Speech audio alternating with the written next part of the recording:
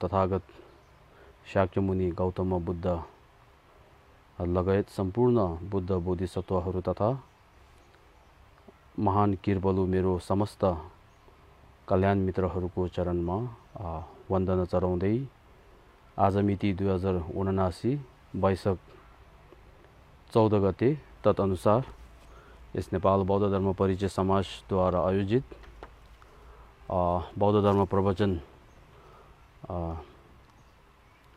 मा zoom meeting मार्फत तथा फेसबुक मार्फत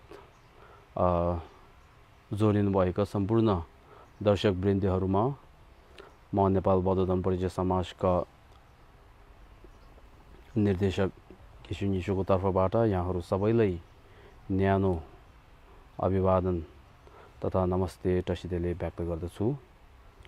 अब हामी मूल विषयमा जाने अगाडि आशय अथवा पूर्व सोच राम्रो बनाउनको लागि शरण गमन र चित्त उत्पात गरिनेछौँ। हामी सबैले अञ्जलीबद्धद्वारा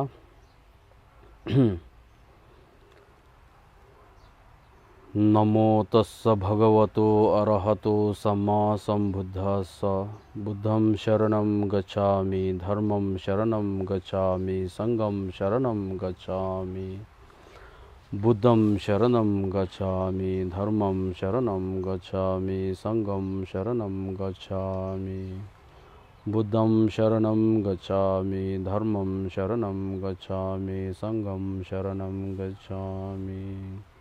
नमो गुरुवे नमो बुद्धाय नमो धर्माय नमः संघाय नमो गुरुवे नमो बुद्धाय नमो धर्माय नमः संघाय नमो गुरुवे नमो बुद्धाय नमो धर्माय नमः संघाय पांडे जवे लमा रिम्पोचे दाये जे वोरबे मे देशो ला काडे जेबे गोने जे जोंदे कोजों दो ये ngudu जे दो chanjo semjo रिम्पोचे मागे बानम ये युरोजे ये बा न्याबा मे बा yang गोने कोंदो पे वारे जो तोनी तावा रिम्पोचे मागे बानम के युरोजे के वा न्याबा मे बा कोने कोंदो पे वारे जो।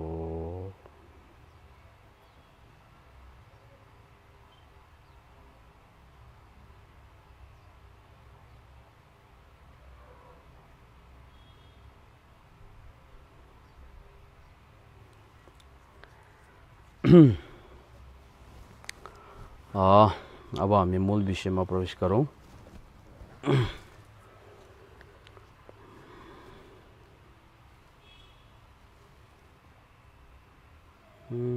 यो चाहिँ अक्षर सानो भएछ है। पावर पोइन्ट चाहिँ हो कि अर्को चाहिँ होला? पावर पोइन्ट चाहिँ हो। हजुर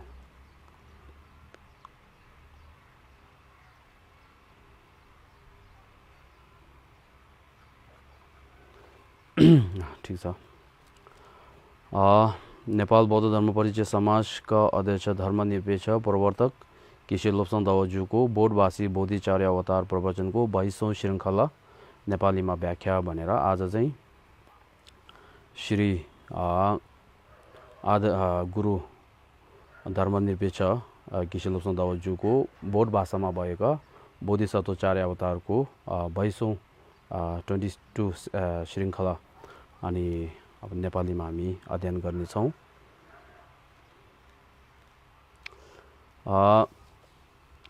अब चाहिँ हामीले गत हप्तासम्म हामीले के हामी अध्ययन गरेको छ भने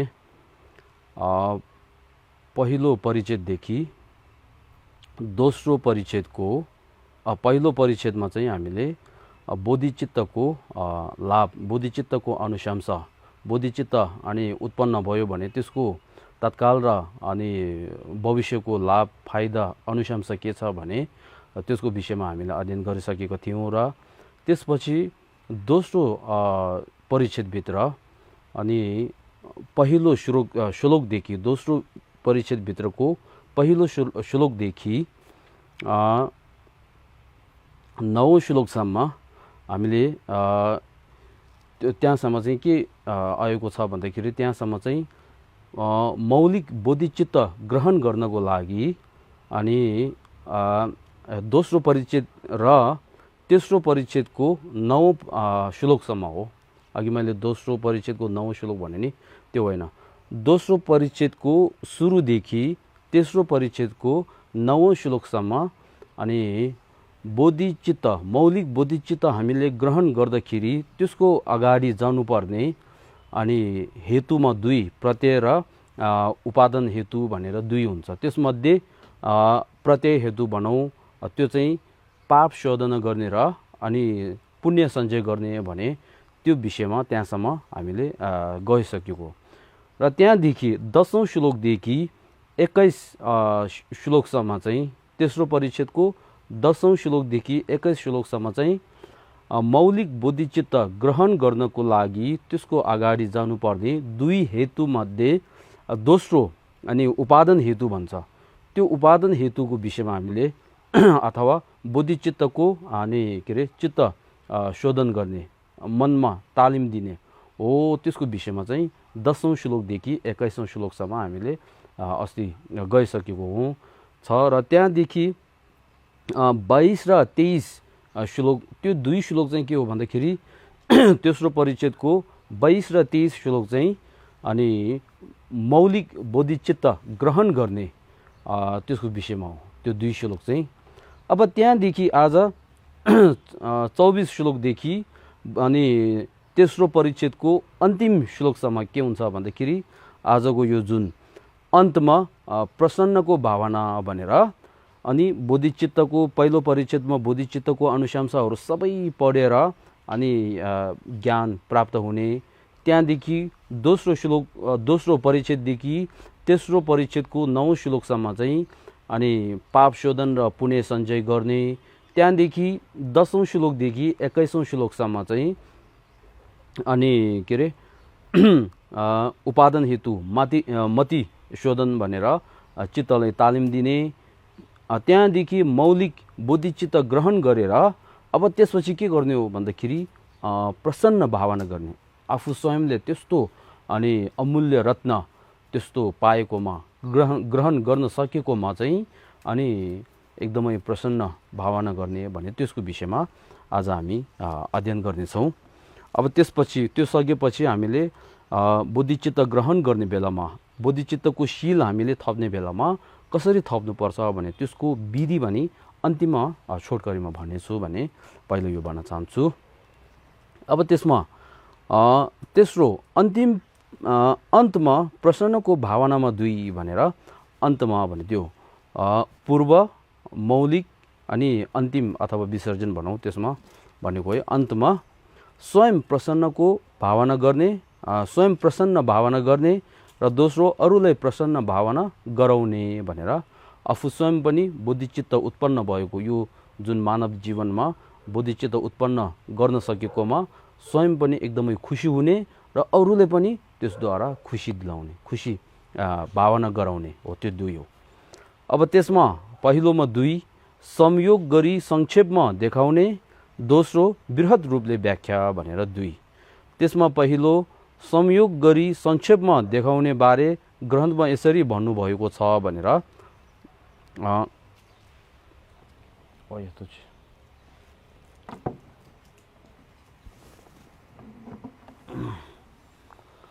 ग्रन्थमा यसरी भन्नुभएको छ भनेर संक्षेपमा देखाउने बारे।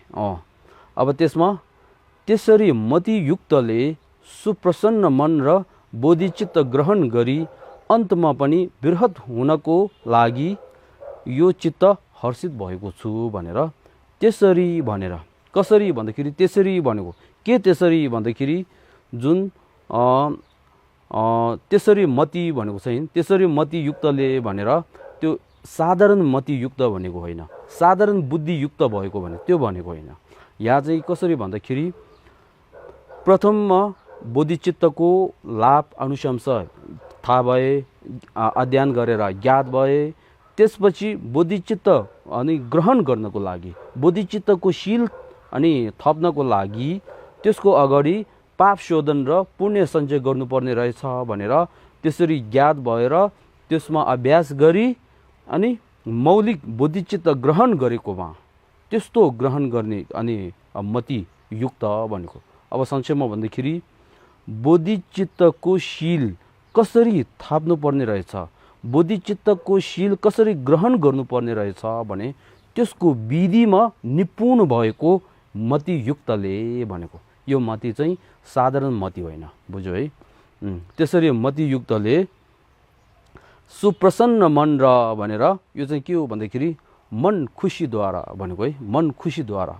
यो मन खुसीद्वारा भन्दाखेरि के हो, बोधिचित्तको शील दिने बेलामा कोही कोही गुरुहरूले प्रश्न गर्नुहुन्छ, तिमीले यो बोधिचित्त शील थपेको चाहिँ अरूले पनि थप्दै रहेछ, बोधिचित्त ग्रहण गर्नु रहेछ, त्यसको कारणले अरूले पनि त्यो गर्दो रहेछ, म पनि त्यसरी नै गर्छु भने अरूको पछि पछि यसरी केही नबुझेर यसरी लागेको हो कि है, हो कि होइन भनेर प्रश्न आउँछ। त्यो मात्र नभएर आफूले यो बोधिचित्त उत्पन्न गर्ने चाहिँ बोधिचित्तको शील थाप्ने चाहिँ अरूलाई अनि के अरे डह गर्नको लागि, अरूलाई त्यसरी नराम्रो त्यस्तो गर्नको लागि, अरूलाई अब जुझ्ने भनौँ त्यस्तोको लागि आफूले त्यो चित्त ग्रहण गरेको हो कि भनेर यसो प्रश्न गर्छ। हो त्यो हुँदाखेरि यहाँ चाहिँ के हो, अरूसँग जुझ्नको लागि भने होइन, अरूभन्दा म ठुलो होस् भने त्यस्तो सोच पनि होइन, अरूले त्यस्तो गर्दो रहेछ म पनि त्यसको पछि पछि केही थाहा नभएर त्यो पछि जान्छु भने त्यस्तो पनि होइन। मैले बोधिचित्तको लाभ अनुशंसा र बोधिचित्त ग्रहण गर्ने अनि विधिहरू सबै अनि थाहा भएर ज्ञात भएर मन खुसीद्वारा म बोधिचित्त अनि ग्रहण गर्ने हो भने त्यो यो सुप्रसन्न मन भनेको यस्तो, त्यसले बुझ्नुपर्छ। सुप्रसन्न मन र बोधिचित्त ग्रहण गरी भनेर त्यस्तो अनि प्रशंसा मनद्वारा बोधिचित्त ग्रहण गरेर भनेको।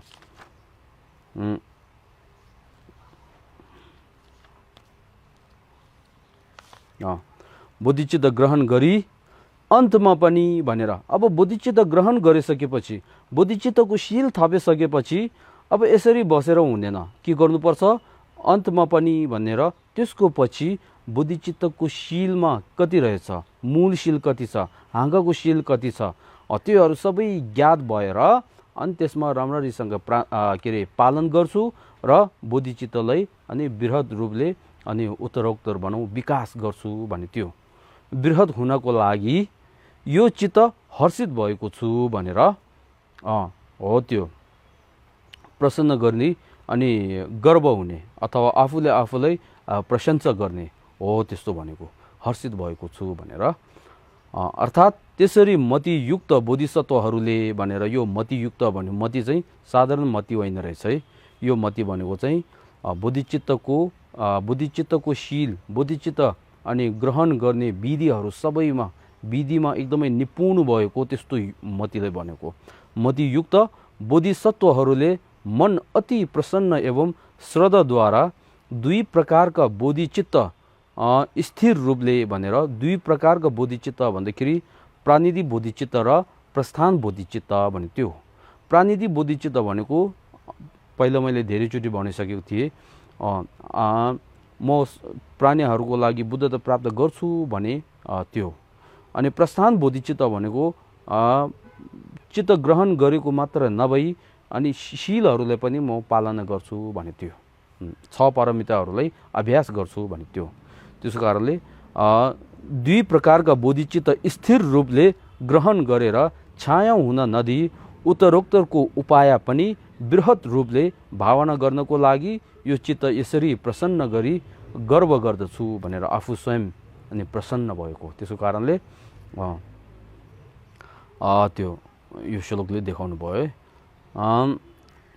सत्य नै हामी यसमा चाहिँ गर्व गर्ने पनि छ, किनभनेखेरि हामीले यो अब यसमा चाहिँ त्यसको कारणले अनि सकेसम्ममा हामीले यो जुनीमा चाहिँ भिक्षु भिक्षुनी त्यस्तो शील थपेर त्यो माथि बोधिचित्तको शील थप्न त्यस्तो सक्यो भने हाम्रो यो जुन दुर्लभ मानव जीवन क्षण सम्पद मानव जीवन चोला पाएको चाहिँ एकदमै सार्थक हुने अर्थवान हुने हो त्यस्तो हुन्छ। यदि अब गृहस्थीहरूमा भिक्षु भिक्षुनी त्यस्तो शील थप्न नसकेमा पनि यो जुन अहिले बोधिचित्त भने त्यो छ त्यस्तो ग्रहण गर्न सक्यो भने अनि आफ्नो यो जीवन अहिले पाएकोमा चाहिँ त्यो पाएको चाहिँ एकदमै सार्थक हुने त्यसको जीवनको सार प्राप्त गर्न सक्छ भने यो भन्न चाहन्छु। अब त्यसपछि दोस्रोमा बृहत रूपले व्याख्यामा 3 भनेर स्वअर्थ सिद्ध भएकाले प्रसन्न उत्पात, दोस्रो परार्थ सिद्ध भएकाले प्रसन्न उत्पात भनेर 2। त्यसमा पहिलोमा 3 भनेर महान अर्थ सिद्ध गरेकोमा प्रसन्न भावना, दोस्रो अप्रमादद्वारा अटल प्रतिज्ञा लिने र तेस्रो पाउन अति दुर्लभ प्राप्त भएकोमा प्रसन्न भावना भनेर 3।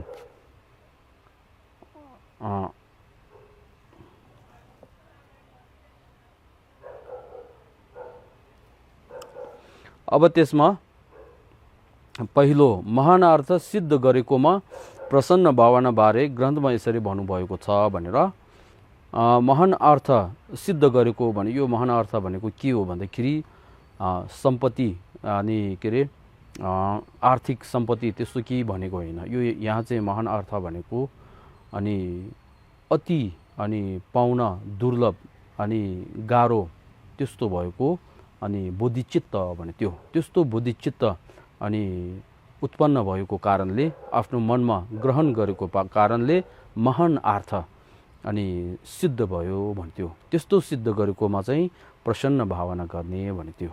अब त्यसमा आचार्य शान्तिदेवज्यूले यहाँ मेरो यो जुनी फलदायी भएको छ, मनुष्य जुनी सुलभ भएको छ, आज बुद्ध कुलमा मेरो जन्म भएको छ अनि अबदेखि म बुद्ध पुत्र भएँ भनेर यो मेरो यो जुनी फलदायी भएको छु भने यो चाहिँ के हो भन्दाखेरि मेरो यो अहिले मानव जीवन पाएको चाहिँ एकदमै फलदायी अथवा सार्थक राम्रो त्यस्तो भएको छ भनेको कारण के हो भन्दाखेरि महायान अनि एउटा महायान साधक अथवा महायानको अनि दृष्टिद्वारा हेर्यो भने अहिले हाम्रो यो जीवनमा अनि आर्थिक त्यस्तो सम्पत्ति गुण अनि त्यस्तो केही नभए तापनि आफ्नो मनमा अनि बोधिचित्त ग्रहण गर्न सक्यो भने आफ्नो मनमा बोधिचित्त उत्पन्न गर्न सक्यो भने हो त्यो चाहिँ के हो यो जुन लोकका जे गुण भए तापनि त्योहरू सबैभन्दा पनि माथि चाहिँ के हो भन्दाखेरि बोधिचित्त हो।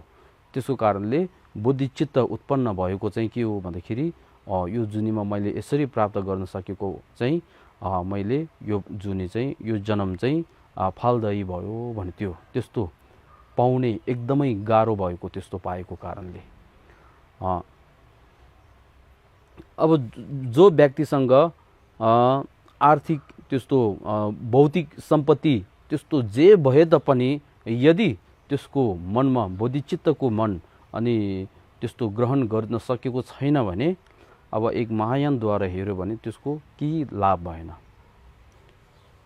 अब जो व्यक्तिलाई त्यस्तो अनि भौतिक सम्पत्ति केही नभए तापनि मात्र बोधिचित्त उत्पन्न गर्न सक्यो भने त्यो चाहिँ के हो उसको जुनी चाहिँ एकदमै फलदायी भनेको त्यो हो। त्यो फलदायी भएको कारण त्यो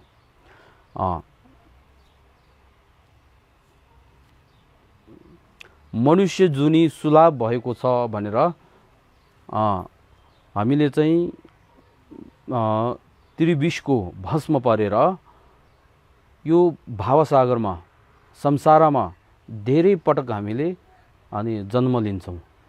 त्यो धेरै पटक जन्म लिएको त्यो क्रममा चाहिँ दुर्गति लोकमा पनि असङ्ख्य हामी जन्म लिइसकेका थियौँ र सुगति लोकमा पनि हामी असङ्ख्य रूपले जन्म लिएको सक्यौँ।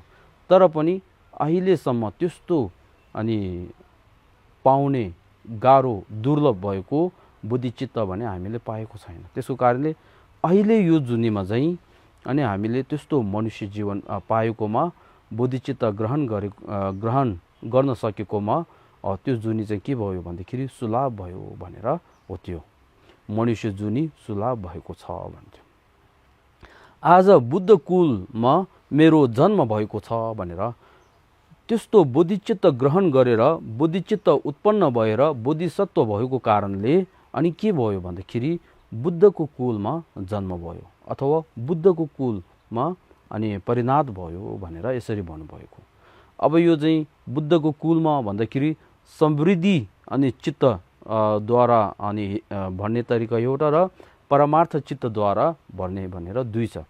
अहिले यो चाहिँ समृद्धि अनि चित्त उत्पन्न गरेको कारणले बुद्धको कुलमा अनि हामी जन्म लियौँ भने त्यो समृद्धि बोधिचित्त भन्दाखेरि सत्व प्राणीहरूको लागि म बुद्धत्व प्राप्त गर्छु भने त्यस्तो सोच अनि प्राप्त भयो उत्पन्न भएको कारणले अनि समृद्धि अनि बोधिचित्त त्यो।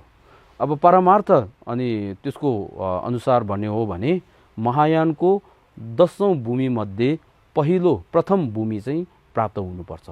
त्यस्तो प्रथम भूमिमा पुग्यो भने हो त्यो महायानको प्रथम भूमिमा पुगेको जुन व्यक्ति हुन्छन् पुद्गल हुन्छन् त्यो चाहिँ के भयो भन्दाखेरि परमार्थ अनुसार अनि बुद्धको कुलमा अनि जन्म लिएको भन्थ्यो। अहिले हामीले यो भने चाहिँ समृद्धि अनि चित्त उत्पाद भने त्यसद्वारा भनेको हो। अबदेखि म बुद्ध पुत्र भएँ भनेर त्यस्तो बुद्धिचित्त ग्रहण गरेको कारणले अनि म चाहिँ के भयो भन्दाखेरि बुद्धको पुत्र भएँ भने त्यो। अब यो बुद्ध पुत्र भने त्यसमा पनि दुई हुन्छ, बुद्धको वजनद्वारा उत्पन्न हुने र बुद्धको अनि चित्तद्वारा उत्पन्न हुने भने दुई हुन्छन्। र यो अहिले बुद्ध पुत्र भए भने त्यो चाहिँ बोधिचित्त ग्रहण गरेको कारणले गर्दा बुद्धको चित्तद्वारा उत्पन्न हुने पुत्र भने त्यो भन्दाखेरि जुन बोधिचित्त उत्पन्न भएर बोधिसत्व हुन्छन् उहाँहरू चाहिँ बुद्धको प्रतिनिधि हो, दुङछोप भन्छ है, बुद्धको प्रतिनिधि हुन्छन्। त्यसको कारणले अबदेखि म बुद्ध पुत्र भएँ भन्थ्यो।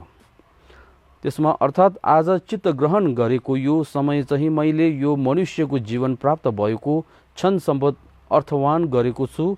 आज बुद्ध कुलमा उत्पाद भएर बोधिसत्व भएको छु। प्रतिनिधि चित्त चाहिँ अब जिन पुत्र भए, जिन अथवा बुद्धको पुत्र भए भने प्रसन्न भावना गर्छु। त्यो चाहिँ मैत्रीले सुसम्पत्ति नामक पुरुषलाई तिमीले यसरी चित्त उत्पाद गरेको चाहिँ तिमीले चाहेको राम्ररी प्राप्त भयो भनेर यसरी भन्नुभयो रे।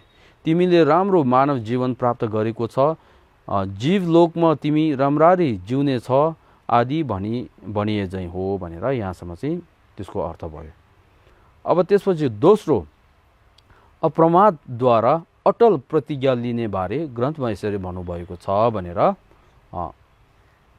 अब मैले जसरी पनि आफ्नो कुल अनुकूल कर्तव्य पारायण कार्य गर्नुपर्ने छ, यो दोष रहित निर्मल कुललाई त्यसरी कलङ्क नलाग्ने गर्नेछु भनेर। अब बोधिचित्त ग्रहण गरिसकेपछि बुद्धको पुत्र पनि भइसके, बोधिचित्त ग्रहण गरिसके, त्यसको कारणले अब यहाँ अब मैले भनेर मैले भनेको बोधिचित्त ग्रहण गर्ने व्यक्ति मनुष्य मैले भनेको है, त्यस्तो बोधिचित्त ग्रहण गरेको मैले जसरी पनि भनेर जे जस्तो अनि भए तापनि आफ्नो कुल अनुकूल भनेर बुद्धको कुल अनुकूल अथवा बोधिसत्वहरूले पालना गर्ने शिक्षा अनुकूल, पालना गर्नेमा पनि तीन हुन्छन्, निषेधित अनि के अरे शिक्षा, त्यसै गरी अनि अभ्यास शिक्षा, अभ्यास गर्ने शिक्षा र अनुमति शिक्षा भने अस्ति गत हप्ताको त्यसमा गएको छ। त्यस्तो तीन शिक्षा अनुकूल कर्तव्य पारायण कार्य गर्नुपर्ने छ भनेर कार्य वक चित्तद्वारा अनि बोधिचित्तले बोधिसत्वले गर्नुपर्ने कार्यहरू अनि अभ्यास गर्छु भने त्यो चाहिँ हामीले बुझ्नुपर्छ। अब त्यसमा चाहिँ हामीले सावधान हुनु भनौँ, होशियार भनौँ, सोच्नुपर्ने भनौँ। त्यो चाहिँ के छ भन्दाखेरि हामीले बोधिचित्त ग्रहण हामीले धेरै पटक गर्छौँ, गुरुहरूद्वारा हामीले, शरणयहरूद्वारा हामीले, अनि बोधिचित्त त हामीले धेरै पटक हामीले उत्पन्न गर्छौँ अथवा ग्रहण गर्छौँ, बोधिचित्तको शील थाप्छौँ हामीले। तर पनि त्यो थाहा सकेपछि हामीले बोधिचित्तको बोधिसत्वको शील कस्तो छ, बोधिसत्वको शिक्षा कस्तो छ, कस्तो रहेछ, बोधिसत्वहरूले गर्नुपर्ने अनि कायाद्वारा गर्नुपर्ने कार्य के हो, वचनद्वारा गर्नुपर्ने कार्य के हो, चित्तद्वारा सोच्नुपर्ने कार्य त्यस्तो के हो भने त्यसको विषयमा हामीले ध्यान नै नदिएर बोधिचित्त जति हामीले अनि ग्रहण गरे तापनि फेरि कार्य चाहिँ बोधिचित्त ग्रहण नगरेको सामान्य व्यक्तिहरू जस्तै हामीले गरेर जान्छौँ। त्यसको कारणले यहाँ हामीले ध्यान दिनुपर्ने एउटा कुरा यो।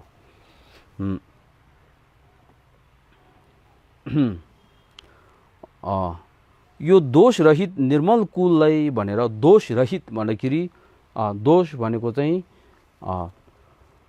जुन बोधिसत्वहरूले शील थापिसकेपछि शीललाई भ्रष्ट गर्नु हुँदैन, शील भ्रष्ट गर्नु हुँदैन।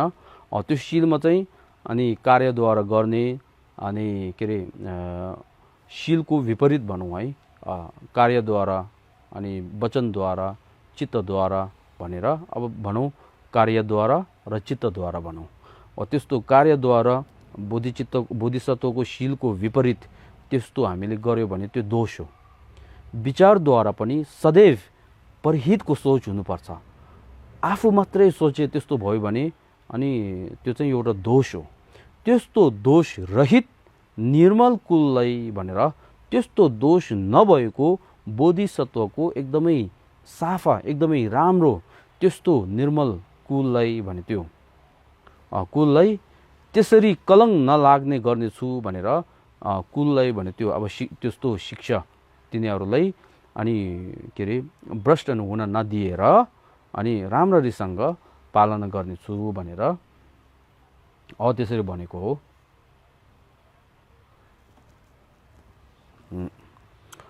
अर्थात् त्यति मात्रले पुग्छ भने पुग्दैनन् भनेको के भन्दाखेरि यो अघि माथि गएको मेरो यो अनि बोधिचित्त ग्रहण गरेर मेरो यो जीवन चाहिँ एकदमै अर्थवान भयो, सार्थक भयो भनेर त्यसरी सोच मात्र लिएर पनि पुग्दैन। अब के गर्नुपर्छ भने यो अर्थात् त्यति मात्रले पुग्छ भने पुग्दैनन्। अब मैले जसरी पनि पितृबुद्धको कुल अनुसार त्रिकायाद्वारा कार्य गरी पूर्व मौलिक एवं अन्तमा दोष नभई केवल गुणले आलङ्कार गरेको भद्र गोत्रलाई राम्रो गोत्र सुगोत्रलाई प्रणिधान तथा प्रस्थान शिक्षाबाट विरोधी दोष आपत्तिद्वारा चित्त सन्ततिलाई मैला नहुने उपायमा प्रयत्न गर्छु भने त्यो सोचद्वारा सदैव परहितको सोच, कार्यद्वारा सदैव परहितको लागि गर्ने कार्य हो। त्यस्तो गरेर अनि आफ्नो चित्त सन्ततिलाई आफ्नो मनलाई अनि त्यस्तो अनि बोधिसत्वको शीलको विपरीत जुन कुकर्महरू छन्, कुविचारहरू छन् त्यस्तोद्वारा मैला अनि हुन दिँदैन भने त्यो एकदमै साफा तरिकाले अनि रक्षा गर्छु भने त्यो। त्यसपछि तेस्रो अति दुर्लभ प्राप्त भएकोमा प्रसन्न भावना बारे ग्रन्थमा यसरी भन्नुभएको छ भनेर, जसरी अन्धोले फोहोरको थुप्रोबाट रत्न प्राप्त गरे जस्तै त्यो उदाहरण जस्तै गरी यो बोधिचित्त रत्न ममा उत्पन्न भयो भनेर यो। अर्थात् दरिद्र एवं अन्धोले फोहोर मैलाहरूका थुप्रोबाट जसरी रत्न प्राप्त भए झैँ त्यसरी सौभाग्यवश बोधिचित्त रत्न मैले उत्पन्न भएको चाहिँ निश्चय नै बुद्धको कृपाले हो भनेर। अब यसमा तीनटा उदाहरण राख्छ। पहिलो चाहिँ के हो भन्दाखेरि अन्धोले भन्यो जुन केही सामानहरू पाउने अन्धोहरूले पाउन गाह्रो हुन्छ, त्यसको कारणले पाउनेद्वारा हेर्दाखेरि एकदमै दुर्लभ भन्यो त्यो अन्धो सामान्य आँखा देख्न सक्नेहरूले जे भए तापनि उनीहरूले यताउता हेरेर देख्न सक्छ, पाउन सक्छ होइन। तर पनि अन्धोले आँखा नदेख्नेहरूले यसरी हेर्दाखेरि अनि पाउने चाहिँ उहाँहरूलाई जे पाए पनि त्यो के अरे पाउने गाह्रो हुन्छ। त्यसको कारणले अन्धोले भन्यो यो प्रथम उदाहरण यो अन्धोले फोहोरको थुप्रोबाट भने त्यो फोहोरको थुप्रोबाट भन्दाखेरि अन्धोले के कहाँबाट पायो भन्थ्यो कहाँबाट पायो भने त्यो चाहिँ फेरि एकदमै दुर्लभ भन्थ्यो जस्तै कि रत्न सुन चाँदीहरू सुनको दोकानमा सुनको पसलमा अनि चाँदीको पसलमा गयो भने सुन चाँदी धेरै पाउँछ त्यहाँ तर पनि फोहोर मैला फल्ने ठाउँमा चाहिँ अनि सुन चाँदी पाउने भने चाहिँ अति दुर्लभ हो त्यसको कारणले त्यो चाहिँ के हो पात्र बनाऊ स्थान बनाऊ त्यस्तो थुप्रो के अरे फोहोर भएको थुप्रोमा चाँदी र सुन पाउने गाह्रो भएको कारणले यो एउटा चाहिँ के हो युल्गी गोने क भनेर पात्रद्वारा पनि यो चाहिँ के हो पाउने गाह्रो हो भन्थ्यो। त्यसपछि रत्न प्राप्त गरे जस्तै भनेर रत्न अन्धोले अनि फोहोर मैलाको थुप्रोबाट के पायो भन्दाखेरि रत्न प्राप्त भयो भन्थ्यो। त्यसको कारणले फोहोरमा जे पनि नराम्रो अब फाल्ने चिजहरू चाहिने चिजहरू त पाउन सक्छन् तर पनि फोहोर मैलामा चाहिँ रत्न पाउने सुन चाँदी पाउने भने चाहिँ त्यो चाहिँ गाह्रो हो। त्यसको कारणले त्यो चाहिँ के हो पाउने जुन सामान छ त्यो सामान त्यो चाहिँ दुर्लभ हो। त्यसको कारणले यहाँ दुर्लभ तीनवटा दुर्लभ हुन्छ। एउटा चाहिँ अन्धो, दोस्रो चाहिँ सुन चाँदीको पसल नभएर फोहोर भएको थुप्रो, त्यसमा चाहिँ के पायो भन्दाखेरि रत्न पायो भन्थ्यो। त्यसको कारणले त्यो तीन चाहिँ अनि हुने एकदमै गाह्रो छ, दुर्लभ हो त्यस्तो हुने। बेला बेलामा हुन सक्छ होला तर पनि यो सधैँ हुने कुरा होइन, गाह्रो हो त्यो। हो त्यो जस्तो गरेर भनेको प्राप्त गरे जस्तै त्यो उदाहरण जस्तै गरी यो बोधिचित्त रत्न भन्थ्यो। बोधिचित्त रत्न भनेको अघि सुन चाँदी रत्न जस्तो पाउने एकदमै गाह्रो दुर्लभ हो त्यस्तो बोधिचित्त रत्न ममा भन्दाखेरि म भनेको के हो अन्धो जस्तो त्रिविषको भस्म परेर है, त्रिविषको भस्म परेर कल्पौँसम्म भावसागरमा संसारमा घुमिरहेका त्यस्तो मैले भनेको है, मैले भनेको त्यो अन्धो जस्तो मैले। अनि के उत्पन्न भयो भन्दाखेरि बोधिचित्त आफ्नो मनमा उत्पन्न भयो भन्थ्यो। अब त्यो चाहिँ एकदमै गाह्रो हो नि त। यो अहिले जम्बुद्वीप भनौँ, दक्षिण जम्बुद्वीपमा अनि के अरे प्राणी असङ्ख्य प्राणीहरू छन्। अब त्यसमध्ये अनि मानव प्राणी कति छ त्यो पनि असङ्ख्य छन्। त्यो मानव प्राणीभित्र पनि धर्म पालन गर्ने कतिको छ त्यो पनि एकदमै गाह्रो। धर्म पालन गर्नेमा धर्म स्वीकार गर्ने भित्रमा पनि अनि बौद्ध धर्मलाई स्वीकार गर्ने बौद्ध धर्मको अभ्यास गर्ने कति छ त्यो पनि धेरै कम्ती हो।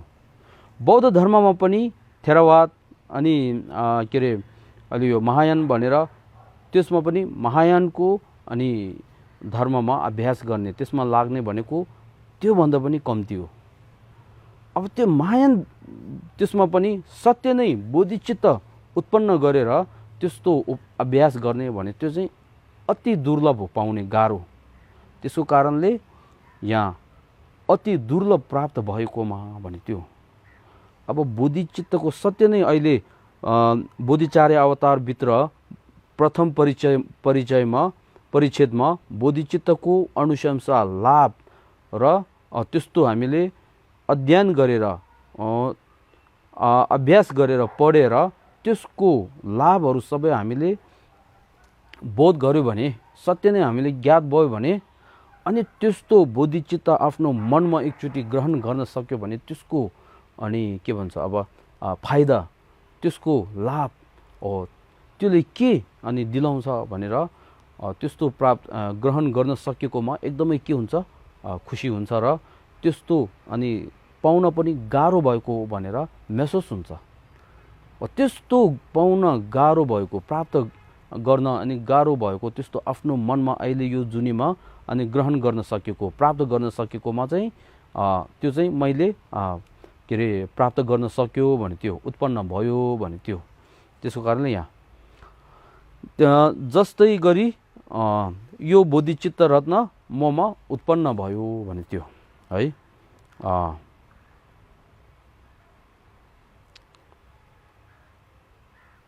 अब यो सत्य नै बोधिचित्तको लाभ अनुशंसाहरू राम्ररीसँग पढेर अनि के अरे चिन्तन गरेर मनन गरेर यसरी गरेर अनि आफ्नो मनमा त्यस्तो बोधिचित्त उत्पन्न भयो भनेर उत्पन्न गरिसक्यो भने सत्य नै गर्व हुन्छन्, आफूले आफूलाई प्रशंसा गर्छन्। अब त्यति अनि त्यो पढेर त्यसको विषयमा केही थाहा नभएर यतिकै गुरुहरू अगाडि गएर त्यो के अरे प्राप्त गरेर अनि त्यति त्यो हुँदैन, के अरे मन खुसी हुने त्यस्तो धेरै हुँदैन। अब यो सत्य नै मन खुसी हुनको लागि पहिले यसको अनि गुणहरू के रहेछ, त्यसको लाभ अनुशंसाहरू के रहेछ ज्ञात भयो भने अनि सत्य नै यो पाउन गाह्रो रहेछ भनेर एउटा महसुस हुँदो रहेछ नि त त्यो। त्यसपछि दोस्रो, परार्थ सिद्ध भएकाले प्रसन्न भएकोमा 3 भनेर। अब यो बोधिचित्त ग्रहण गरिसकेपछि यो बोधिचित्तद्वारा आफूले मात्र अनि आफ्नो अनि के अरे स्वार्थ भनौँ स्वार्थ मात्र सिद्ध नभएर परार्थ सिद्ध गर्नको लागि पनि त्यसले एकदमै अनि भूमिका निभाउँछ भने त्यो। त्यसमा परार्थ सिद्ध भएकाले प्रसन्न भएकोमा 3 भनेर। प्राणीहरूका दुःख हटाएकोमा प्रसन्न भावना, प्राणीहरूका दुःखका हेतु निवारण गरेकोमा प्रसन्न भावना, प्राणीहरूलाई उद्धार एवं आनन्दले सन्तुष्ट पारेकोमा प्रसन्न भावना भनेर 3। अब यो बोधिचित्तद्वारा आफू मात्रै अनि प्रसन्न नभएर अरूले पनि अर्कोको सिद्ध पनि के अरे अर्थ सिद्ध पनि गराउँछन्। त्यसको कारणले यहाँ अरूले पनि प्रशंसा अनि गराउने भन्थ्यो रहेछ है, प्रसन्न। अब त्यसमा पहिलो प्राणीहरूका दुःख हटाएकोमा प्रसन्न भावनाबारे ग्रन्थमा यसरी भन्नुभएको छ भनेर यसमा 2 श्लोक र 1 हरफ रहेछ है। जगतको मृत्युलाई नाश गर्ने उत्तम अमृत पनि यही हो, जगतको दरिद्रतालाई हटाउने कहिल्यै छाया नहुने निधि पनि यही हो भनेर। जगतको मृत्युलाई नाश गर्ने उत्तम औषध अमृत पनि यही हो भनेर। जगतको मृत्यु भन्दाखेरि जुन प्राणीहरू त्रिविषद्वारा अनि के अरे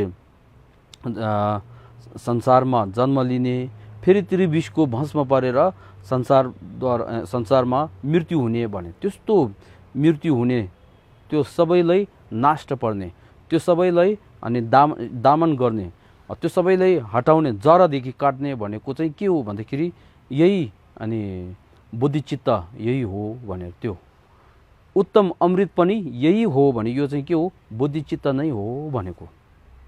अब यो बुद्धिचित्तद्वारा कसरी अनि मृत्युलाई नाश गरिन्छ भन्दाखेरि त्यसमा पहिला चाहिँ के हो भन्दाखेरि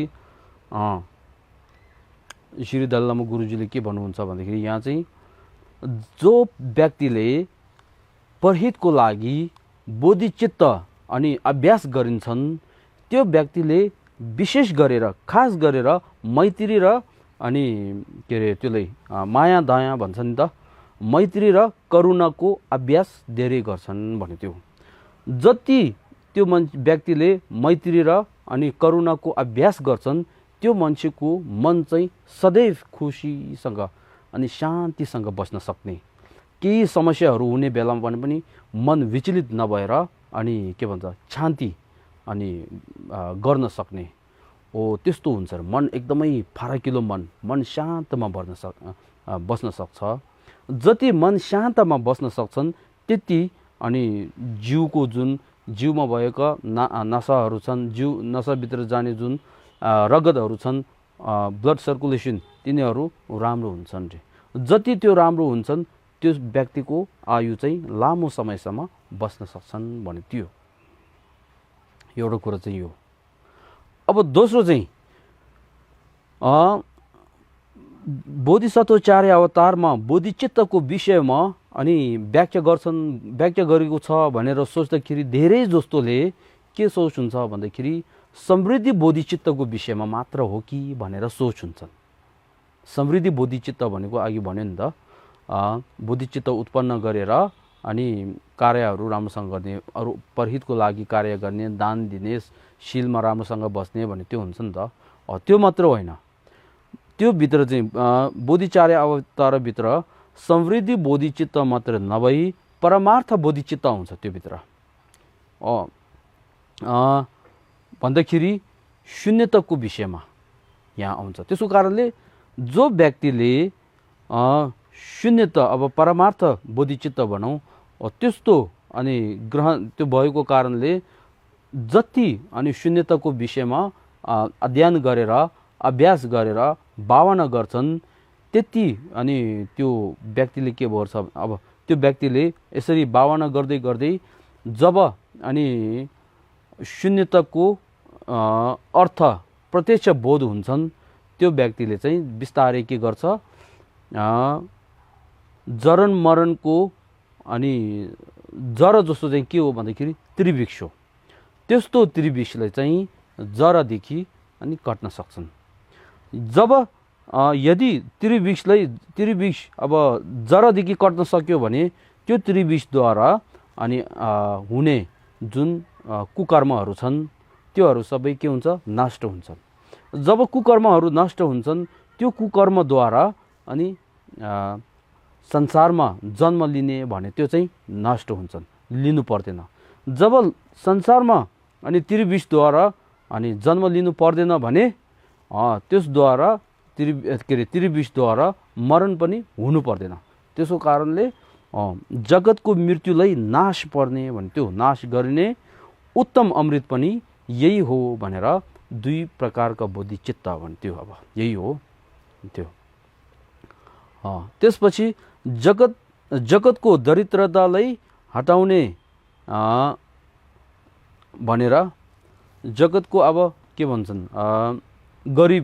गरिबी भनौँ, त्योहरू सबैले पनि हटाउने चाहिँ के हो भन्दाखेरि यही बोधिचित्त हो भन्यो। जो व्यक्तिले बोधिचित्तको अभ्यास गर्छन् त्यो व्यक्तिले सदैव के गर्छ भन्दाखेरि आफूमा भएका भौतिक अनि त्यो सम्पत्तिहरू, त्यसै गरी आर्थिक त्यो सम्पत्तिहरू र आफूमा भएका त्यो जे छन् त्योहरू सबै सधैँ के गर्छन्, अरूलाई दान दिन्छन्। त्यसको कारणले अरूलाई दान दिएको कारणले अनि के गर्छ भन्दाखेरि अरूलाई भएको जुन गरिबीहरू छन् त्योहरू सबै हटाउन सक्छन् भने त्यो।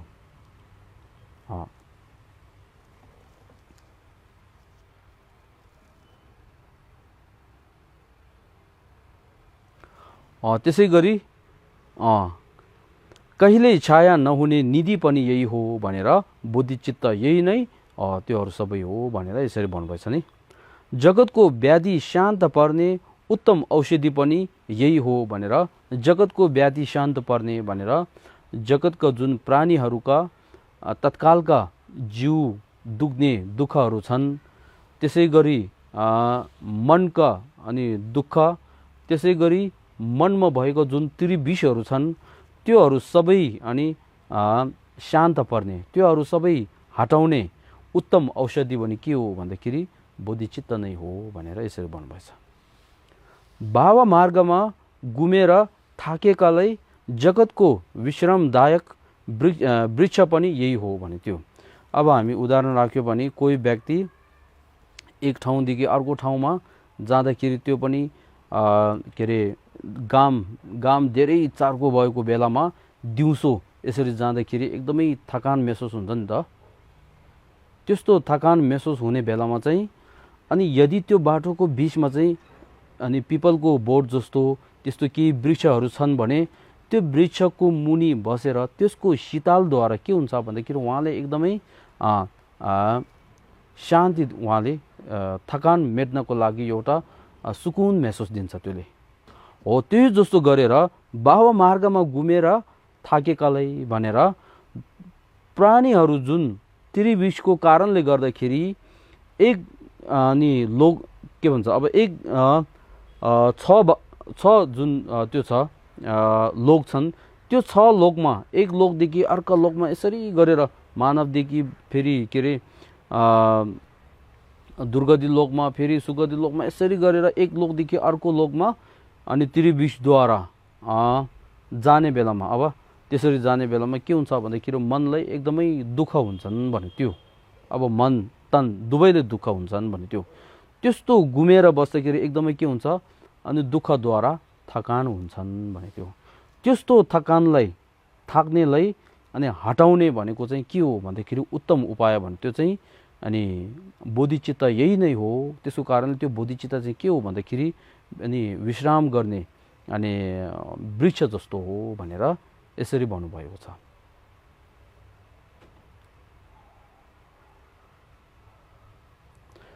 अब जुन हामी त्यसमा पनि आउँछन् के अरे बोधिचित्त एकचोटि हामीले जो प्राणीहरूले बोधिचित्त उत्पन्न गर्न सक्यो भने त्यो बोधिचित्त उत्पन्नद्वारा अनि के सुरु हुन्छ भन्दाखेरि अब अनि संसार के अरे संसारदेखि अब टाढा हुने संसारले त्याग्न अब सुरु हुन्छ भने त्यो त्यसको कारणले संसारले त्याग्न सुरु हुँदाखेरि अनि त्यो संसारको जुन संसारमा घुमिरहेको जुन एउटा दुःख हुन्छन् त्यो चाहिँ हटाउने अब सुरु हुन्छन् र त्यहाँदेखि अन्तमा अनि के अरे त्यो सबै हटाउन सक्छन् भनेर त्यो चाहिँ के हो भन्दाखेरि एउटा विश्राम गर्ने त्यो हो भनेर त्यो जस्तो हो भनेर उदाहरण यसरी दिएको हो। अब त्यसमा हामी जोपछेम्बो भन्छ, महासन्धि, छाक्चेछेम्बो भन्छ। त्यसो गरेर उहाँ त्यहाँहरूमा पनि के भन्छ भन्दाखेरि जुन टोपा युवर्सिवा भनेर सबै जुन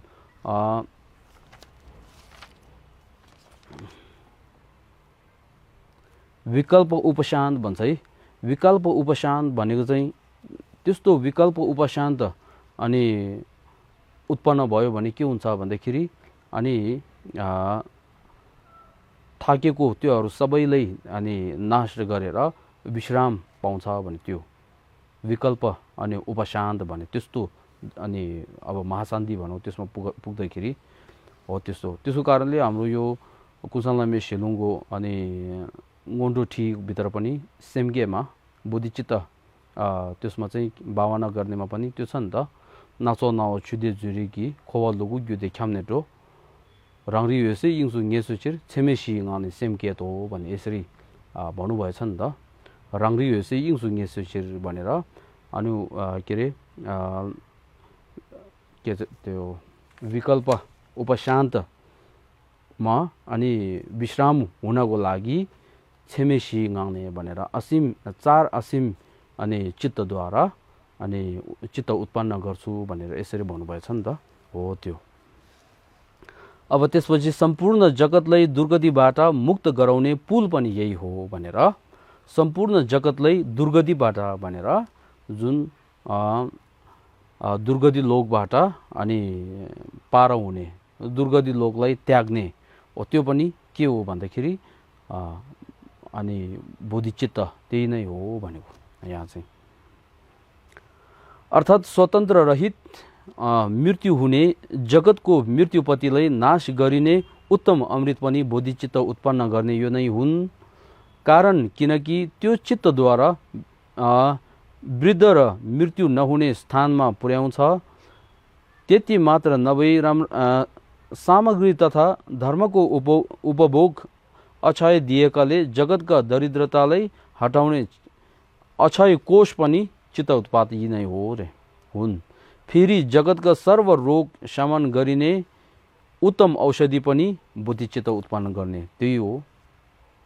त्यसरी बाबा मार्गमा घुमेर थाकेकाहरूलाई जगतको दुःखबाट शान्त दिने विश्राम गर्ने स्थान शीतल दिने वृक्ष पनि यही हो भनेर चित्त उत्पाद बुद्धिचित्त उत्पाद गर्ने त्यही हो भने।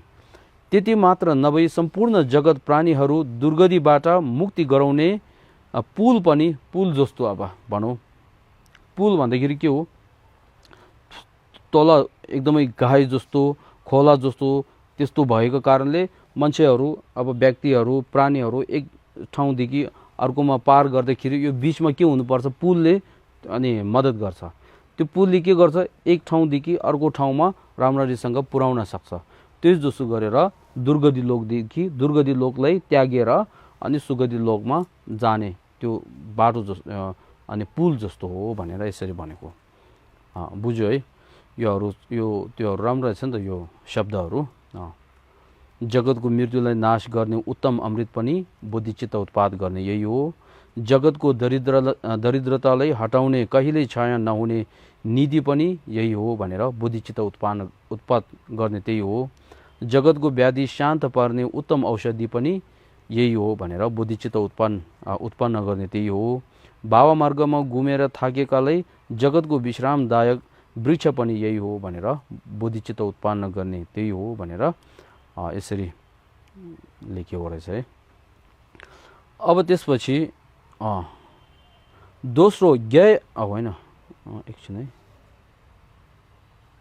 हो यो दोस्रो प्राणीहरूका दुःखका हेतु निवारण गरेकोमा प्रसन्न भावनामा 2 भनेर। अब यदि यो बोधिचित्त उत्पन्न गरेर बोधिचित्त उत्पादद्वारा अनि सम्पूर्ण प्राणीहरूलाई यसरी हित गराउन सक्छन् भने त्यो सम्पूर्ण प्राणीहरू अनि भावसागरमा घुमिरहने कारण भावसागरमा दुःख भोगिरहेको कारण के हो भन्दाखेरि त्यसमा 2 क्लेश र अनि ज्ञेय आवरण भनेर 2 क्लेश आवरण र ज्ञेय आवरण त्यो 2 द्वारा आएको हो। त्यसको कारणले अब यो बोधिचित्त भनेको बोधिचित्त उत्पन्न गर्ने भने त्यो चाहिँ के हो क्लेश आवरणलाई हटाउने र ज्ञेय आवरणले हटाउने त्यस्तो उत्तम उपाय भने त्यही हो भनेको खोजेको। प्राणीहरूका दुःख हेतु निवारण गरेकोमा प्रसन्न भावनामा 2 भनेर। पहिलो क्लेश आवरण हटाउने बारे ग्रन्थमा यसरी भन्नुभएको छ भनेर। जगतको क्लेश तापलाई शीतल बनाउने मनको चन्द्रमा उदय भएको हो भनेर। जस्तै कि हामी गर्मी धेरै भएको ठाउँतिर कहिले कहिले हामी चन्द्रमा अनि पूर्णिमाको दिनतिर यतिखेर अनि आकाश एकदमै साफा अनि त्यहाँ चन्द्रमा पूर्णिमाको चन्द्रमा यसरी उदय हुँदाखेरि हामी मुनि तल यसरी बस्दाखेरि एकदमै त्यसले के दिन्छ एउटा शीतल दिन्छ नि त त्यसले हामीलाई अनुभव गर्न सक्छ त्यो चाहिँ त्यसको कारणले त्यो जुन चन्द्रमाद्वारा एउटा शीतल दिन सक्छन् तापलाई हटाउन एउटा शीतल दिन सक्छन्। त्यो जस्तो गरेर अनि बोधिचित्त जुन समृद्धि बोधिचित्त भन्यो है त्यो चाहिँ के हो भन्दाखेरि मनको चन्द्रमा जस्तो हो भनेको। जुन बोधिचित्त मनमा उत्पन्न हुन्छन् हो त्यो बोधिचित्तले के गर्छ भन्दाखेरि क्लेश आवरणलाई अनि त्याग्न सक्छन् भन्थ्यो। क्लेश आवरणलाई त्यागेर अनि त्यो त्यागेको एउटा आनन्द अनि त्यसले दिन्छन् भन्थ्यो। चन्द्रमा उदय भएको हो जस्तै हो भने सेम गीत अवश्य वहीं से अर्थात् यो चित्त उत्पाद चाहिँ जगतको क्लेश रूपी ताप हटाउने चित्तको चन्द्रमा उदयका जस्तै हुन्। कारण किनकि सबै क्लेश आवरणलाई नाश गर्न सक्छन् भने त्यो। त्यसपछि दोस्रो ज्ञेय आवरणलाई हटाउने बारे ग्रन्थमा यसरी भन्नुभएको छ। जगत अज्ञानताको अन्धकार नाश गर्ने यो महासूर्य हो भनेर भन्नुभएछ। अब यो जुन हामी राति अनि अन्धेरामा बसेर पछि अर्को दिनमा बिहानै सबेरै अनि यसरी सूर्य उदय हुँदाखेरि सबै अन्धकारहरू अनि हटाएर जान्छन्। त्यही जस्तो गरेर जब मनमा त्यस्तो बोधिचित्त जुन उत्पन्न हुन्छन् त्यो उत्पन्न भएको चाहिँ अब यो हो परमार्थ बोधिचित्त भनौँ। अब त्यसको कारणले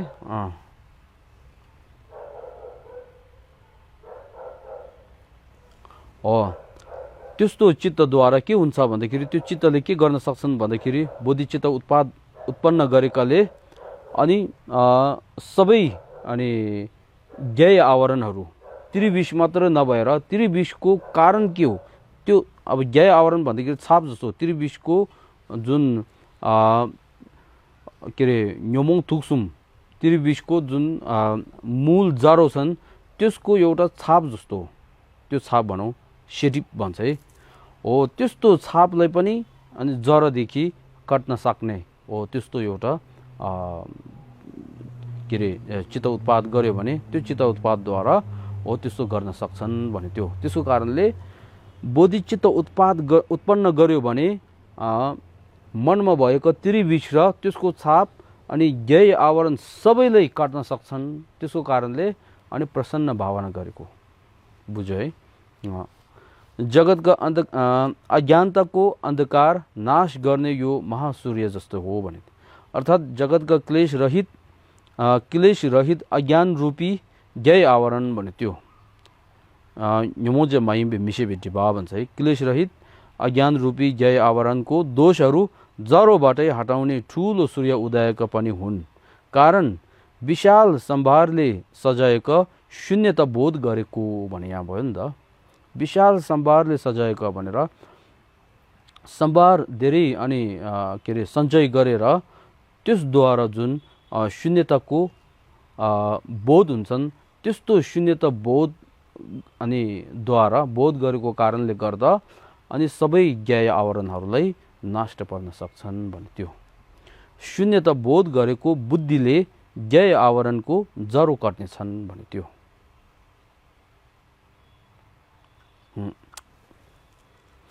अब त्यसपछि तेस्रो, प्राणीहरूलाई उदार एवं आनन्दद्वारा सन्तुष्ट पारेकोमा प्रसन्न भावना बारे ग्रन्थमा यसरी भन्नुभएको छ भनेर, सद्धर्मको दूत मन्थबाट निस्किएको यो सार नवनीत हो भनेर थम्जोमा सुबले मर्गिनुको छुइन् भनेर जुन सद्धर्म बुद्धको वचन कन्जुर हुन्छन् अनि 84,000 जुन धर्मस्कन्धहरू छन्, त्यो धर्मस्कन्धहरू अनि जस्तै हामीले घिउ बनाउँदाखेरि त्यो के अरे दुधलाई राम्ररीसँग हलाएर अनि यो घिउ निकाल्नुपर्छ नि त, त्यसको सार जस्तो त्यही जस्तो गरेर बुद्धको 84,000 स्कन्धलाई अनि के अरे श्रुतमय भनौँ थेबेसर श्रुतमय प्रज्ञाद्वारा अनि त्यसै गरी चिन्तनमय अनि प्रज्ञाद्वारा यसरी हलाउँदाखेरि त्यहाँबाट के आयो भन्दाखेरि त्यसको मूल त्यसको सार चाहिँ के हो भन्दाखेरि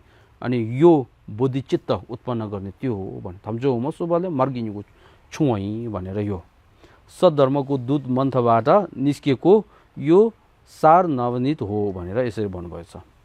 जगतको पाहुना भावमार्गको यात्री सुख भोग गर्न चाहनेहरूलाई यो नै श्रेष्ठ सुख हुने हुँदा महाअतिथिजन सत्वहरूलाई तृप्त पर्दछ भनेर। अब यसको अर्थात् यो चित्त उत्पाद चाहिँ भनेर यो जुन अहिले चित्त उत्पाद बोधिचित्त उत्पाद गरेको छ त्यो चाहिँ के हो भन्दाखेरि सम्यक धर्म भने यो सम्यक धर्म 84,000 स्कन्ध हुन्छन् कन्जुर हो। त्यस्तो सम्यक धर्म दूतको महासागरलाई श्रुतमय तथा थ्युजुङ दिसेर भनेर पढेर यसरी अध्ययन गरेको एउटा जुन प्राज्ञ त्यो हुन्छन्, त्यसै गरी चिन्तनमय प्रज्ञा भनेर त्यसलाई अनि के अरे अनि पढेर मनद्वारा सोचेर चिन्तन गरेर हो त्यस्तो पढेर चिन्तन गरेको प्रज्ञाद्वारा अनि हलाउने काठले राम्ररी हलाएर भने यो उदाहरण राखेको है, हलाएर सार चाहिँ के निकाल्यो भन्दाखेरि 84,000 स्कन्द धर्मबाट अनि के सार निकाल्यो भन्दाखेरि सार निकालेको हुनाले भने के यो बोधिचित्त उत्पन्न गर्ने त्यो चाहिँ हुनाले सर्वलाभ उत्पन्न हुने रसको गुणयुक्त घिउको सार थोपारेको हुनाले सबैले यसप्रति अभ्यास गर्नु भने यो थम्जोमा सुबले मर्गिनुको छुइ भनेर बुद्धको धर्मबाट सम्यक बुद्धको धर्म यसरी अनि चिन्तन गरेर त्यसको सार चाहिँ यो हो। त्यसको कारणले हामीले धेरै त्यस्तो अनि गर्न नसके तापनि त्यसको मूल सार भनेको के हो भन्दाखेरि बोधिचित्त र त्यो शून्यता त्यो दुई हो। त्यसको कारणले त्यो दुईलाई हामीले ध्यान अवश्य दिनुपर्छ, त्यो दुईलाई हामीले अध्ययन गर्नुपर्छ, अभ्यास गर्नुपर्छ, भावना गर्नुपर्छ भने त्यो प्रति हामीले प्रयत्न गर्नुपर्छ भने त्यो सबैले यसप्रति अभ्यास गर्नु भने। त्यति मात्र नभई संसारमा घुमिएका जगतका पाहुनाहरू त्रिभावमा यात्रा गरी देव तथा मनुष्यको सुख उपभोग गर्न चाहनेहरूले भनेर त्यो मात्र नभएर जुन यो बोधिचित्त र अनि शून्यता भने त्यो दुई छन्, त्यो के हो भन्दाखेरि प्राणीहरू जुन संसारमा घुमिरहेका प्राणीहरू अनि तत्कालका अनि खुसी भनौँ, तत्कालका सुख भनौँ, त्यो चाहिँ के हो भन्दाखेरि देव तथा मनुष्यको सुख भने त्यो सुगधी लोक भने त्यो। त्यस्तो सुगधी लोकको सुख उपभोग गर्न चाहनेहरूको लागि पनि यो बोधिचित्त भने यो चित्त चाहिँ के हो भन्दाखेरि उनीहरूको लागि यो सुख दिलाउन सक्ने त्यस्तो अनि के अरे सिद्ध गराउने उत्तम उपाय भने के हो भन्दाखेरि यो बोधिचित्त भने यो चित्त चाहिँ हो भनेको उत्तम उपायको स्थान हो भनेर भनेछ नि त। अर्थात् प्राणीको महान पाउनाहरू सन्तुष्ट गरिन्छ भने त्यो त्यस्तो चित्तद्वारा प्राणीहरूको चाहिने सुख चाहिँ त्यसले दिन सक्छ, सन्तुष्ट पार्न सक्छ भने त्यो सर्व प्राणीका सुगति तथा निर्वाण सिद्ध गरिन्छ भन्थ्यो। सर्व प्राणीहरूको सुगति भन्दाखेरि तत्कालको सुख र निर्वाण भन्दाखेरि भविष्यको सुख अथवा उत्कृष्ट सुख। त्यस्तो तत्काल र भविष्य दुवैको सुख दिलाउन सक्ने भने चाहिँ के हो भन्दाखेरि त्यो दुई चित्त चाहिँ हो। त्यसको कारणले जो प्राणी त्यस्तो सुख उपभोग गर्ने चाहने छ भने त्यसलाई ध्यान नदिई नहुने रहेछ नि त, हो त्यो। त्यसपछि दोस्रो, अरूलाई प्रसन्न भावना गराउने बारे ग्रन्थमा यसरी भन्नुभएछ भनेर। अब यहाँ आज मैले सबै रक्षाकर्ताहरूका समक्ष समस्त प्राणीहरू सुगतको पद प्राप्त गराउन्जेलसम्म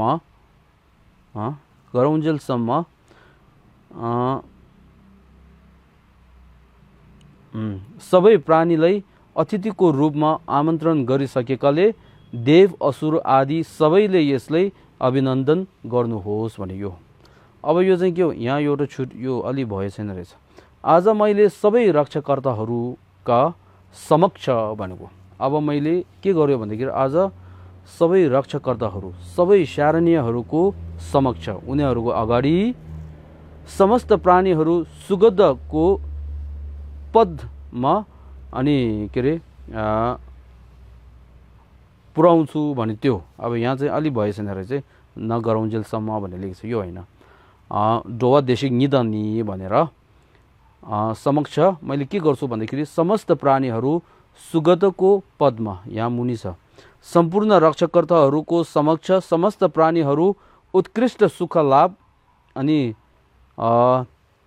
सम्बुद्धत्व हो त्यो बुद्धत्व प्राप्त गराउँछु भने त्यो।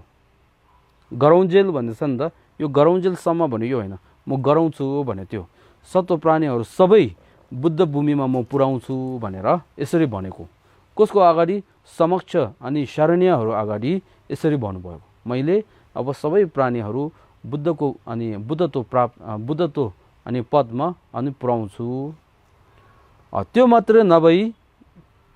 मात्रै नभई सबै प्राणीहरूलाई भनेर मैले सबै प्राणीहरू बुद्धको पदमा पुर्याउँछु, बुद्धत्व प्राप्त गराउँछु। तर त्यो बुद्धत्व प्राप्त नगराउन्जेलसम्म चाहिँ अनि त्यसको बिचमा मैले के गर्छु भन्दाखेरि उहाँहरूलाई तत्कालको सुख अथवा सुगधी लोकमा अनि पुर्याउँछु भने त्यो। देव र मनुष्यको लोकमा पुर्याउँछु, देव मनुष्य लोकको अनि सुख अनि दिलाउँछु भने त्यो बिचमा। यो चाहिँ पुरानो चाहिँ आएको छ है, समक्ष समस्त प्राणी पुर्याउँछु भने त्यो। सबै प्राणीलाई भने त्यो सबैलाई छ। प्राणीलाई अतिथिको रूपमा आमन्त्रण गरिसकेकाले भन्दाखेरि के हो, सबै प्राणीहरू अन्तमा मैले बुद्धत्व प्राप्त गराउने छु। तर यो बुद्धत्व प्राप्त अनि नहुन्जेलसम्म चाहिँ त्यो बिचमा मैले उहाँहरूलाई अनि देव तथा अनि मनुष्यको सुख अथवा लोकमा अनि पुर्याउँछु। अनि त्यो मात्र नभई मैले के गर्छु भन्दाखेरि उहाँहरू सबैलाई एउटा अनि अतिथिको रूपमा अनि सम्झेर मलाई जो अनि मसँग छ सम्पत्तिहरू केही अनि मैले छ त्योहरू सबै मेरो कायाद्वारा लिएर सम्पत्तिद्वारा लिएर त्योहरू सबै मैले अनि उहाँहरू सबैलाई दान दिन्छु। त्यस्तोको लागि मैले उहाँहरू सबै अनि अतिथिको रूपमा मैले आमन्त्रण गरिसकेको हो भनेको। तिमीहरू सबैले यहाँ छ नि त, देव असुर आदि सबैलाई मैले अनि अतिथिको रूपमा मैले आमन्त्रण गरिसकेको हुँ। त्यसको कारणले तिमीहरू सबै अनि खुसी होस् भनेर, खुसीसँग बसो भने। त्यो यसमा उदाहरण एउटा राख्यो भने यस्तो हुन्छ नि त, कहिले कहिले हामी अनि के अरे हाम्रो साथीहरू कोही कोही अनि समस्या परेको बेलामा, कतै जाने बेलामा त्यो पैसाहरू सबै अनि चोरले चोरेर केही पनि उहाँसँग केही नभएर त्यस्तो दुःखद पारेको बेलामा कोही कोहीले के गर्छ, अब तपाईँ चाहिँ मेरो घरमा बस्नु, अनि अब तपाईँ चाहिँ मेरो अतिथि भयो, मेरो घरमा बसेर तपाईँलाई अनि के अरे अब तपाईँ आफू अनि पैसा कमाउने त्यस्तो योग्य नहुन्जेलसम्म तिमी यहीँ बसेर खानपान बस्नेहरू सबै यहीँ गर, त्यसको लागि तपाईँ मैले के गर्नु पर्दैन, अब तपाईँ मैले अनि त्योसम्म चाहिँ मैले अतिथिको रूपमा अनि स्वीकार गरिसकेँ भनेर हामीले कहिले कहिले यसरी भन्छन् नि। हो त्यही जस्तो गरेर मैले समक्ष अनि बोधिसत्व अथवा शारणीयहरूको अगाडि मैले अनि प्राणीहरू सबै बुद्धको पदमा अनि प्राप्त गराउने छु।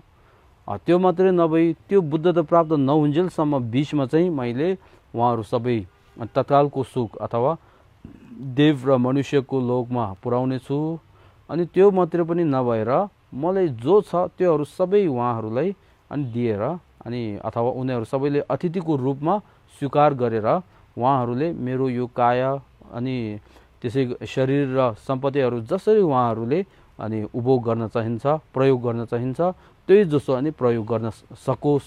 त्यसको कारण तिमीहरू सबै अनि आजदेखि खुसी रहोस् भनेर यसरी अरूलाई प्रसन्न अनि भावना गराउन दिएको थियो। मानवका सुखले सन्तुष्ट उपभोग गर्न सक्ने पाउनको रूपमा आमन्त्रण गरिसके, त्यसैले आजदेखि देव तथा असुर र महरोग पनि खुसी हुनुहोस् भनी अरूलाई आनन्द उत्पन्न गराइयो। दुई चित्त उत्पन्न हुने पूर्व यस शास्त्रमा भनेको अनुसार बाधा आवरण शोधन र अनुकूल सम्भार सञ्चय अघि गएर चित्त उत्पाद गरेको चाहिँ क्षण सम्पद आश्रयको सार लिने उत्तम हो भनी ज्ञात भई प्रयास गर भनेर। यो अब दुई चित्त उत्पन्न हुने पूर्व भनेर दुई चित्त भनेको प्रतिनिधि चित्त र प्रस्थान चित्त, बोधिचित्त भनौँ। अब त्यो अनि ग्रहण गर्ने अगाडि शास्त्रमा भन्ने अनुसार भन्दाखेरि यो बोधिचार्य अवतार शास्त्रमा अनि ग्रन्थमा भनिए जस्तै गरेर अनि पहिला अनि त्यसको बोधिचित्त ग्रहण गर्ने बेलामा त्यसको बाधा अनि आवरणहरू शोधन गर्नुपर्छ अथवा पाप शोधन गर्नुपर्छ र अनुकूल अनि के गर्नुपर्छ, सम्भार सञ्चय गर्नुपर्छ भन्ने। त्यो सुकर्महरू गर्नुपर्छ, सम्भार सञ्चय गर्नुपर्छ। त्यो अगाडि गएर अनि के गर्नुपर्छ, चित्त उत्पाद भन्ने चाहिँ त्यो गर्ने हो।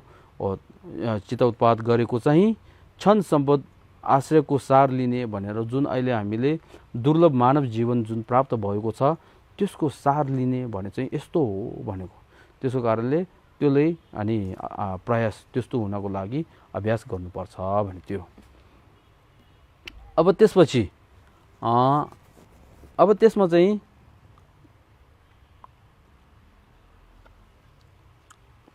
के छ भन्दाखेरि अब यसमा चुन्जु योन्देम फुमसाङ भनेर बोधिचार्य अवतारको एउटा टीका एउटा छ, व्याख्या योन्देम फुमसाङ भनेर। त्यसमा के भन्नुभएछ भन्दाखेरि जो प्राणी जो व्यक्तिले बोधिचित्त ग्रहण गर्ने इच्छा छ भने त्यसले या तो प्रत्यक्ष गुरुद्वारा अनि बोधिचित्त ग्रहण गर्नुपर्छ र या तो यदि गुरु छैन भने अनि शरणीयहरू अगाडि सम्झेर आमन्त्रण गरेर शरणीयहरूद्वारा अनि बोधिचित्त उत्पन्न गर्ने हो भनेर यसरी भन्नुभएको छ। अब यो चाहिँ गुरुद्वारा यदि गुरुद्वारा बोधिचित्त ग्रहण गर्ने हो भने त्यो बोधिचित्तको शील दिने गुरुलाई के चाहिन्छ भन्दाखेरि त्यो बोधिचित्त शील भने त्यो चाहिँ महायान अनि अन्तर्गत भएको कारणले महायान शास्त्र भनौँ, महायान ग्रन्थ, महायान धर्मलाई पढेर निपुण हुनुपर्छ। एउटा चाहिँ त्यो गुण हुनुपर्छ, त्यो गुण। र दोस्रो चाहिँ के हुनुपर्छ, त्यो गुरु स्वयंले पनि बोधिचित्तको शील उहाँले हुनुपर्छ। उहाँ आफैलाई बोधिचित्तको शील नभएर अरूले बोधिचित्तको शील दिन सक्दैन। उहाँ आफू स्वयं अनि महायानको धर्ममा केही पढाइ ज्ञान केही नभएर बोधिचित्तको शील दिन पनि सक्दैन। त्यसो कारणले त्यो दुई चाहिँ हुनुपर्छ भने त्यो। अहिले हामी यहाँ हिमाली क्षेत्रमा भनौँ अनि गुरुहरू धेरै छन्, त्यसो कारण त्यो गुरुहरू सबै अब के हुन्छ भन्दाखेरि अनि महायान गुरु नै हुन्छ होइन। हिमाली क्षेत्रमा धेरै जस्तो महायानको धर्म फैलिएको कारणले महायान गुरु हुन्छ। त्यसो कारणले अब यो महायान गुरु हुनको भएकाले गुरुहरूलाई के हुनुपर्छ भने त्यो दुई गुण चाहिँ अनिवार्य रूपले हुनुपर्छ। हामीले पनि यो बोधिचित्तको शीलहरू अनि थप्ने बेलामा त्यो गुरुलाई अनि महायान धर्मको विषयमा कतिको ज्ञान रहेछ, उहाँ स्वयंलाई बोधिचित्तको शील छ कि छैन, उहाँ स्वयंको चित्तमा भएको बोधिचित्तको शील भ्रष्ट भएछ कि छैन, उहाँ आफूले थापेछ कि छैन भने त्यो सबै अनुसन्धान गर्नुपर्छ। त्यस्तो अनुसन्धान गरेर यदि त्यस्तो एकदमै अनि के भन्छ सम्यक गुरु त्यस्तो पायो भने अनि त्योद्वारा बोधिचित्त हामीले ग्रहण गर्नुपर्छ। यदि त्यस्तो पाएन भने शरणीयहरूद्वारा अनि अगाडि बसेर बोधिचित्त ग्रहण गर्नुपर्छ भनेर उहाँले यसरी भन्नुभएको छ। अब यदि त्यस्तो हो भने अनि यो बोधिचित्त चाहिँ कसरी ग्रहण गर्ने भने त्यसको विधि कसरी ग्रहण गर्ने भन्दाखेरि अब त्यसमा चाहिँ बोधिचार्य अवतारको ग्रन्थ अनुसार गर्ने हो भने सबभन्दा पहिला एउटा सम्यक महायान गुरुले आफ्नो चेलालाई बोधिचित्तको विषयमा अनि उपदेश दिनुपर्छ। त्यस्तो बोधिचित्तको विषयमा जस्तै कि बोधिचित्तको अनुशंसा, बोधिचित्तको लाभ के छ, त्यसै गरी अनि बोधिचित्त उत्पन्न हुनको लागि अनि के अरे बाधा आवरणलाई अनि पाप शोधन गर्ने अनुकूल सम्भार सञ्चय कसरी गर्नुपर्छ भने त्यसको विषयमा उपदेश दिनुपर्छ। त्यो मात्रै नभएर मौलिक बोधिचित्त ग्रहण गर्नको लागि मति शोधनको उपदेश दिनुपर्छ। त्यस्तो उपदेश दिएर त्यो चेलाले पनि त्यसमा अभ्यास गरेर अध्ययन गरेर अभ्यास गरेर भावना गर्नुपर्छ है। त्यो भावना गरेर अनि अन्तिममा के हुन्छ भन्दाखेरि त्यस्तो चेलाको मनमा एउटा के जाग्छ भन्दाखेरि ओहो आफू त मैले बोधिचित्त ग्रहण गर्ने हो भने अब समय आएको छ, मैले बोधिचित्त अनि ग्रहण गर्नु नै पर्ने रहेछ भनेर त्यस्तो एउटा महसुस हुन्छ, त्यस्तो विचार एउटा हुन्छ मनभित्रैबाट। त्यस्तो विचार हुँदाखेरि अनि बल्ल अनि गुरुले के गर्नुपर्छ भन्दाखेरि अनि बोधिचित्तको शील दिनुपर्छ त्यसले। ओ त्यो शील लिने बेलामा पनि गुरु र चेलाहरू स्वयंसँगै अनि अब के भनौँ प्रथम परिच्छेददेखि लिएर दोस्रो तेस्रो परिच्छेदको अनि 21औं श्लोकसम्म सँगै पढ्ने। अब यो बोधिचार्य अवतारको अनुकूल गर्ने अनुसार ग्रहण गर्ने हो भने तेस्रो परिच्छेदको अनि के अरे 21औं श्लोकसम्म सँगै पढ्ने। अनि त्यसपछि 22 र अनि 22 र 23 श्लोकमा पुग्दाखेरि अनि गुरुले त्यो के अरे बोल्ने र चेलाले त्यसलाई दोहोऱ्याएर 3 पटक भनेर अनि के गर्नुपर्छ गुरुद्वारा बोधिचित्त ग्रहण गर्नुपर्छ। अनि त्यो बोधिचित्त ग्रहण गरिसके पश्चात अनि जुन आजको यो विषय छन् 25 श्लोकदेखि अनि बोधिचार्य अवतारको तेस्रो परिच्छेदका अन्तिमसम्म यहाँसम्म देव असुर आदि सबैले यसलाई अभिनन्दन गर्नुहोस् भने यहाँसम्म चाहिँ फेरि सँगै यसरी पढ्नुपर्छ। हो त्यसरी गरेर अनि बोधिचित्त ग्रहण गर्नुपर्छ। यदि गुरु छैन भने शरणीयहरू अनि समक्ष आफ्नो निधारको अगाडि सबै सम्पूर्ण शरणीयहरूलाई आमन्त्रण गरेर उहाँहरू अगाडि अनि त्यसरी अघि भने जस्तै पढेर अनि जुन तेस्रो परिच्छेदको 22 श्लोक 21 मा पुग्दाखेरि त्यसपछि 22 र अनि के अरे 23 चाहिँ शरणीयले भनेर आफूले त्यसलाई डरेको अनि के अरे कल्पना गर्नुपर्छ।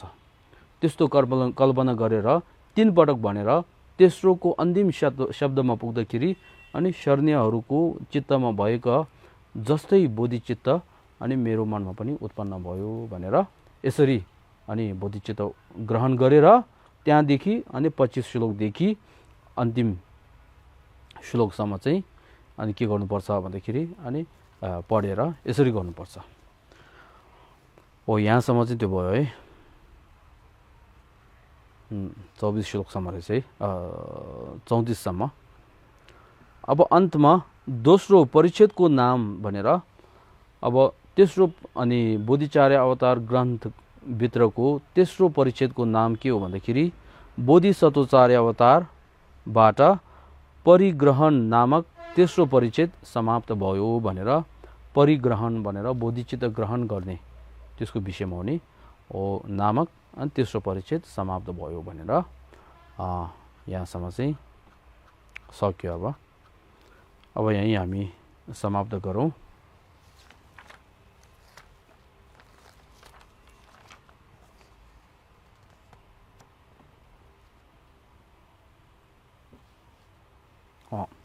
हो यसरी गरेर बोधिचित्त परिग्रहण गर्दाखेरि पहिला बोधिचित्तको अनुशंसा लाभहरू सम्झिने, त्यहाँदेखि बोधिचित्त ग्रहण गर्नको लागि आवरण बाधा अनि पाप शोधन गर्ने, सम्भार सञ्चय गर्ने, अनि त्यहाँदेखि बोधिचित्त उत्पन्न गर्नको लागि त्यसमा मतिशोधन अस्ति हामी तेस्रो परिच्छेदमा गयो नि हो, त्यसलाई अभ्यास गर्ने, चिन्तन गर्ने, मनन गरेर मनमा एकदमै मन छुने गरेर त्यस्तो महसुस हुने बेलामा अनि बल्ल बोधिचित्त उत्पन्न गर्नुपर्छ। त्यो राम्रो हुन्छ।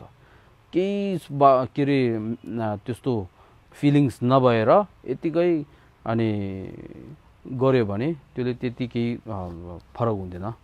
त्यसको कारणले यसो गर्न सक्यो भने धेरै राम्रो हुन्छ भने यो भन्न चाहन्छु। हस् हो, धन्यवाद सबैलाई। अब अन्तिमको विसर्जन परिणामना जम्बे पाओ चिदर ख्याम्बादम कुन्दु संबोथे यान्ते सेन्दो तेदा खुंगे जे जो नालोब जिं गेवा दिदा थमजे रब दोंगो तुजुम शेबे Geva थमजे ngwa khang la chodo nga ba den da shin ge we za wa de gun ja sang bo chu shi rab do ngo wa ra ji panden za we la ma rin bo chen da ge ning gar be me ten sho la ka din chen be go ne che song de chang ju ning be par do sho so se om dor dor ja mo ke sum dor ja doro ja ya mo ke so ha la so